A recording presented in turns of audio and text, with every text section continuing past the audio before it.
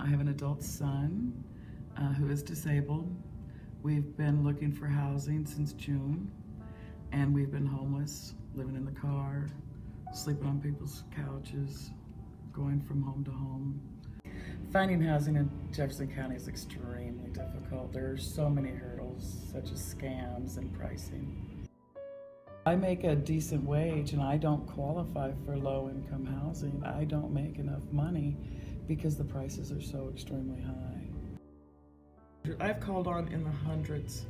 I've called so many.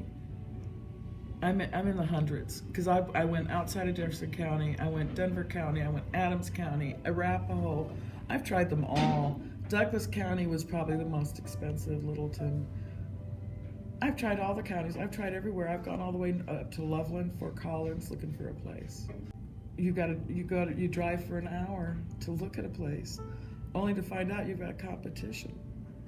It could be a mobile home, and I think those are even higher. Those are even more difficult.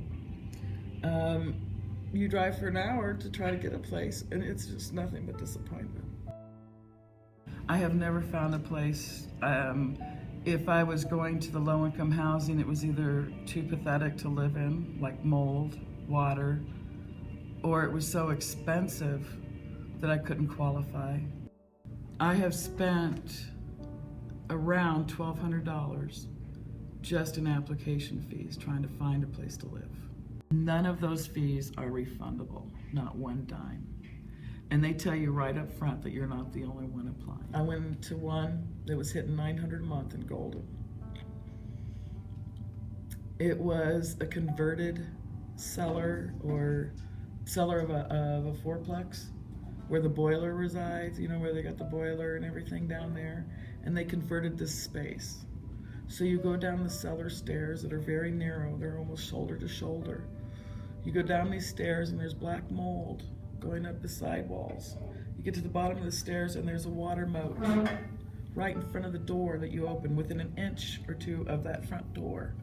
I think it's impossible for me to live healthy in Jefferson County. I cannot afford a decent place to live. Places without mold. There's so many places that are just filled with mold and nastiness. And they can rent them that way, because people with my income are desperate.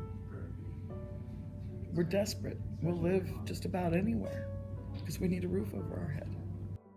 If I were talking to a group of people that could make policy changes, I would probably say let's put a financial cap to make housing more affordable, not just for low income, but for everybody.